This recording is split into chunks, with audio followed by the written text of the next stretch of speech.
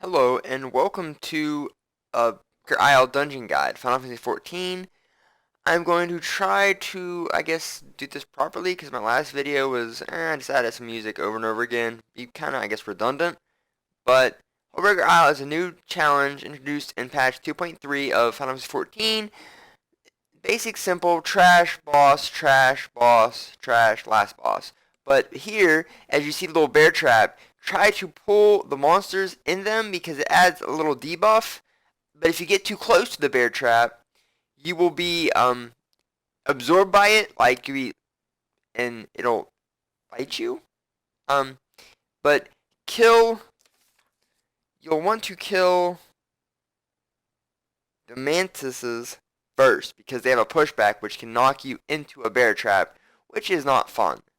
Harpies have a lot of HP, generally just easy trash.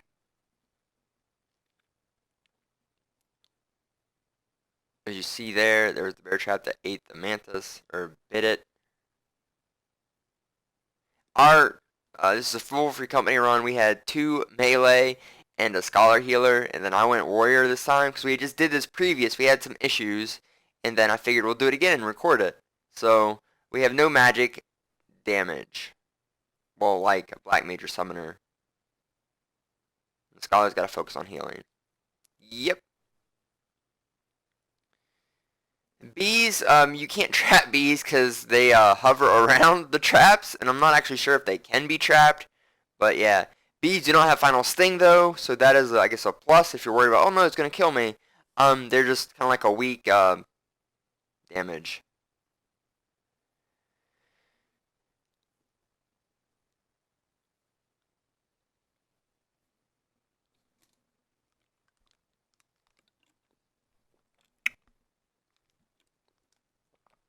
And I'm sure this can be speedrunned, but as I am not a fan of speedruns and I am on tank, the tanks kind of control the party speed, so it's nice and steady. That's the way I like it. Don't like risking stuff, especially in full duty finder groups. That's like weird. People want to speedrun stuff. You never played with them before. You don't know. Oh, sure, they may be 160, but they could suck, so they don't know what the hell they're doing. Yep. And then we get to our first boss. As you beat those 2 monkeys, he retreats back here. The Sasquatch.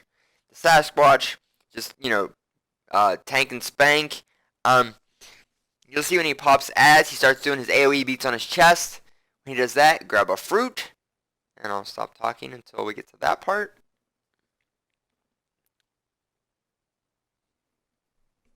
See, there's the ads. He starts beats on his chest.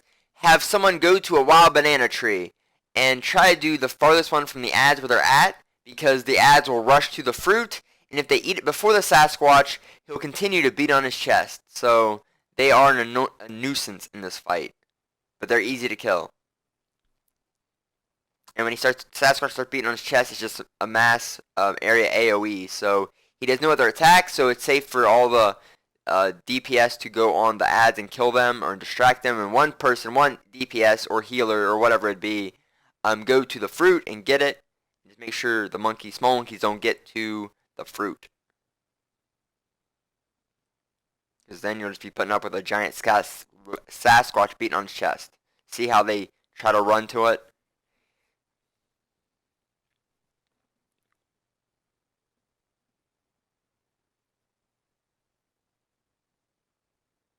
Okay, you get 20 myth for that, and then you pop a chest, and it's crafting stuff. Yay, everybody loves that, right?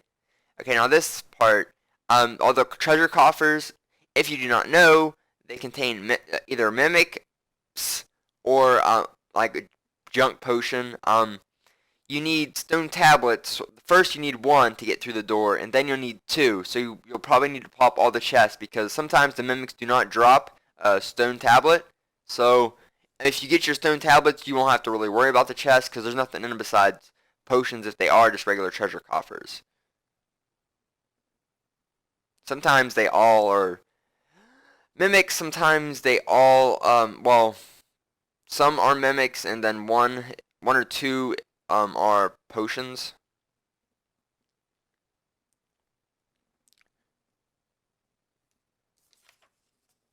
I had a note about the Ninki Nanka. Oh, stun hatch from Ninki Nanka. I've never seen it actually hatch anything, but it's just, extra trash you have to worry about. So it just makes the dungeon a little bit quicker. Not having to worry about that.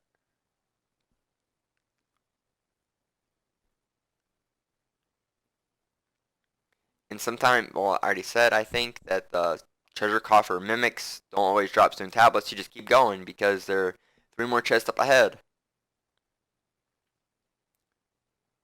Hatch cannot be silenced, it has to be stunned. There's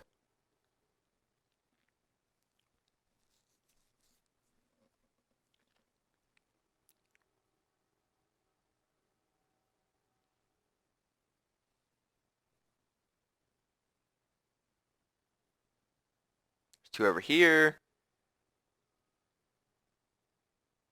And it changes each time, I guess, which one are coffers, which one are the items, so, or which one are the mimics, so.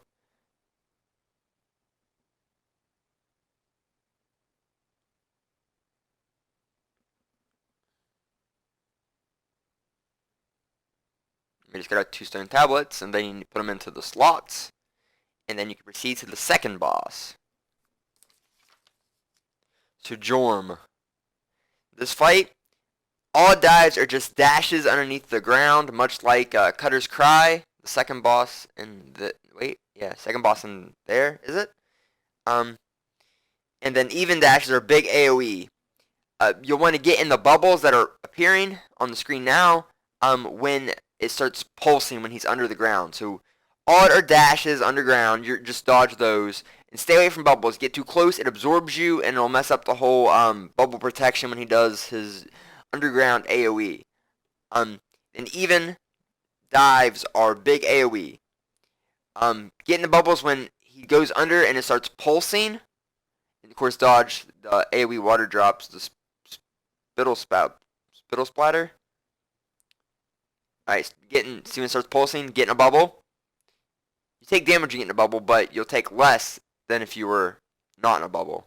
And if you get to them too close, they absorb you, so it kind of messes up the whole rotation you're kind of working on. And then it's just simple, just tank, spank, and dodge attacks. As the fight progresses, there are more bubbles, so try tanking in the middle. That way your melee, if you have any melee, you don't have to worry about positioning for, rear side rotations. The first boss, Sasquatch, from what I see in this video, if I remember, melee DPS, melee limit breaks don't do so much, so maybe magic limit breaks do more. This one, I'm not sure if it matters, but still, limit break to speed it along. Building limit break shouldn't be any trouble. And usually most runs I do, he just does 2 dives. So I'm not sure how many more bubbles and how complicated it gets if you don't have the DPS to do this, to kill him in within 2 dives. Then this, just run up to the edge and just jump. Take a lot of damage, but you have one health. Yep. Heal up and get ready to attack the crawler and the crabs. The crabs do a frontal AoE thing, cone thing. So just have them just face each other if you can, or make sure they're not facing anybody who is not able to dodge quickly.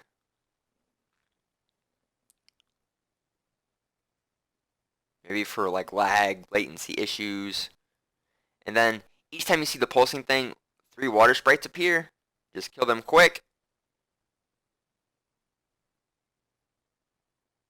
Nothing different to these, just basic water sprites. Water elementals. And then you kill them, you go through the water pulse thing, harpy, and then trash before the next pulsing water thing. There's a coffer up there. It just has potion stuff, nothing fancy. Very sad.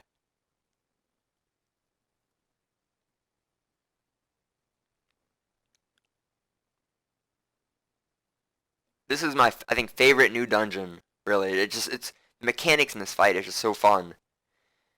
if you're with people who are competent and don't just try to troll and argue the whole time, and they listen to, good tips and advice. Yeah. Again, 3 water sprites or seawater sprites. Kill them. If you can, go ahead and don't have your party enter the monster little line thing. That way you can start setting waymarks. Set waymark A, B, and C, so you know where to progress each time.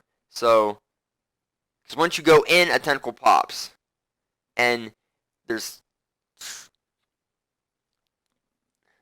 I can't read. Okay, the arms. Okay, the arms are easy to kill. Just do whatever. The tentacles, they grab people and fling them, and it has a little message that you got flung like a little rag doll or something. Tanks try to keep hate on those. They're sometimes not very long, but just you kill 10 arms and you win. If you get a thing above your head, you have to go to either the previous island. The best to go to the previous island you just came from, and then drop the twister there, and then come back to this one. Because if you drop a twister where everybody's at, and we don't have time to run, the twister after a while blows up and does a lot of AoE damage. So that's never fun. Usually you kill about 2 tentacles per island, give or take, and see there is the... Oh, I see, I couldn't read the name. Went way too fast. It's only up for like a split second or so sometimes, and then it grabs somebody, flings like a little rag doll, and then throws them on a separate island. So just be careful. You actually do not fight the Kraken itself, you just fight the arms. And like the tank will get targeted by the whirlpool things too. So just pay attention above your heads. It's much like turn 5 with dive bombs, but not as fast or as severe.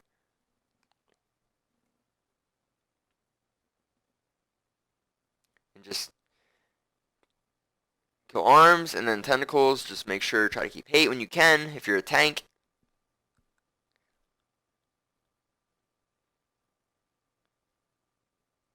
Healers heal, DPS, DPS, simple, tank spank. Just watch out for some of the mechanics, like the whirlpool thing above your head, see what Dex is above Dex head, the green thing, and what's on mine. And as the fight progresses, I guess it can get, 2 people, there's the whirlpool thing, gotta get, every time you use the jet thing, get to an island, you get a debuff on you.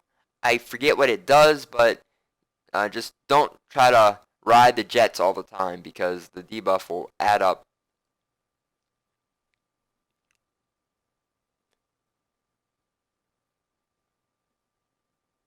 And you just have 10 tentacles, so that's it. Well, 10 arms / tentacles. You can tell tentacles because they look, have that, top weird part. It's different than the arms. Simple fight. I just enjoyed this whole dungeon, but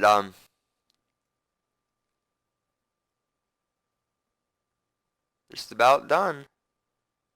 This is the tentacle, and that's it. Tentacles aren't very long, like I said. Just put dots on them if you can, quickly. Simple fight, really. Kind of fun mechanics with the whole jets and stuff. And then go back to where you started for the coffer and the exit. And that is Hullbreaker Isle. Thanks for watching.